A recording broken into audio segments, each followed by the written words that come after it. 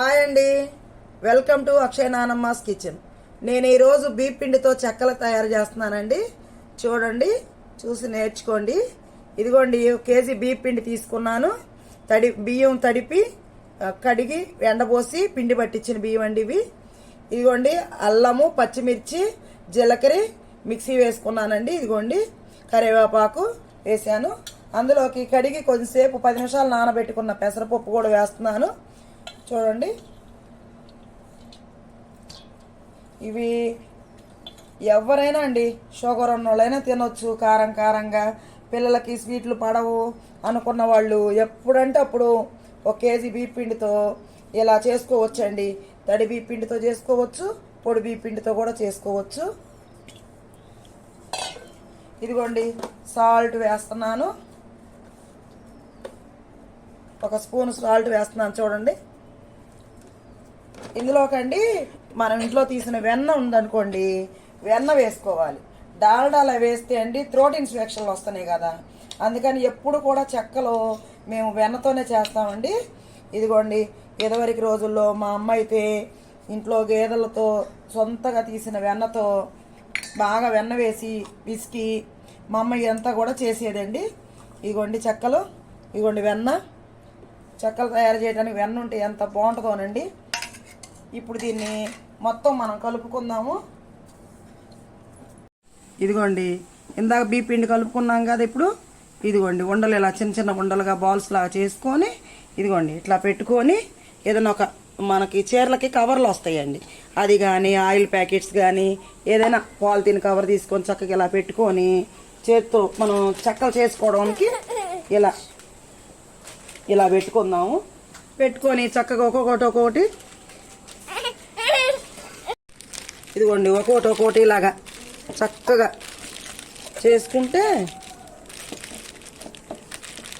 చేత్తో చేయాలంటే కష్టం. పూరీ ప్రెషర్తోనైనా చేసుకోవచ్చు, ఇంకా ఈజీగా ఉండాలంటే ఇలా కూడా చేసుకోవచ్చు.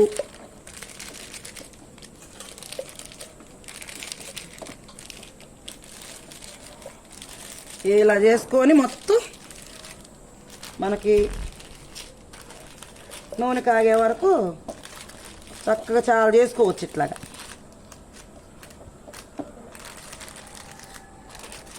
ఇదిగో చూడండి, చక్కగా వచ్చేసినాయి. ఇదిగోండి, ఇలాగ వచ్చేసినాయి. పొయ్యి అంటించుకొని కడాయి పెట్టుకొని నూనె పోసుకున్నాను. చూడండి, నూనె వేడెక్కింది. అదిగోండి, ఒక్కొక్కటి అట్లా వేసుకోవాలి.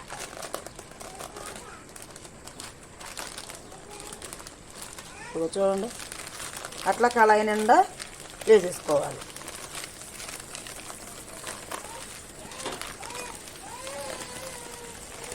ఇక చూడండి, ఒక్కొక్కటి చక్కగా నూనెలో తేలుతుంది. ఇలా కళాయి నిండా వేసేసుకొని సరిపడా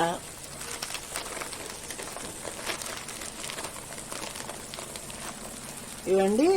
చక్కగా పిండి బాగా బ్రష్ చేసి నొక్కుకొని పిండి కలుపుకోవాలన్నమాట. అప్పుడు చక్కగా అట్లా తేలుతాయి.